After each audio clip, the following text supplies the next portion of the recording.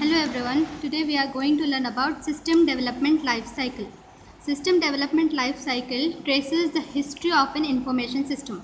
Now the question arises that what is information system?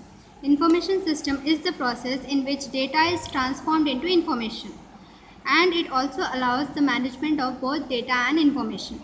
A complete information system is composed of people, hardware means all systems, physical devices, software, application, databases and procedures. System analysis is the process that establishes the need for and the extent of an information system. The process of creating an information system is known as system development. Now, what is this SDLC? SDLC is the abbreviation used for system development life cycle. SDLC is divided into 5 phases, that is planning, analysis, detailed system design, implementation and maintenance. Now, what is planning? Planning phase yields a general overview of the company and its objectives. Such an assessment should answer some important questions. The questions are: should the existing system be continued? Should the existing system be modified? Or should the existing system be replaced? If it is decided that a new system is necessary, the next question is whether it is feasible or not. Feasible means changing according to requirement. Technical aspects of hardware and software requirement, system cost and the operational cost comes under feasibility.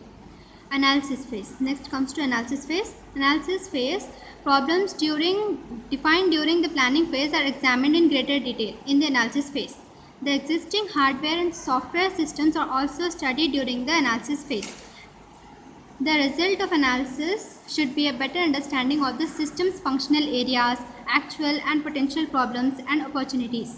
The analysis phase also includes the creation of a logical system design. Next comes to detailed system design, detailed system specifications.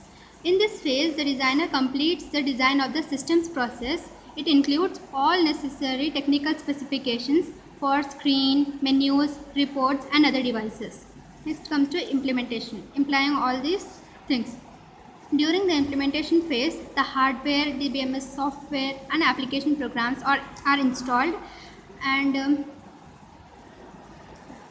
the database design is implemented. During the initial stages of the implementation phase, the system enters into a cycle of coding, testing and debugging until it is ready to be delivered.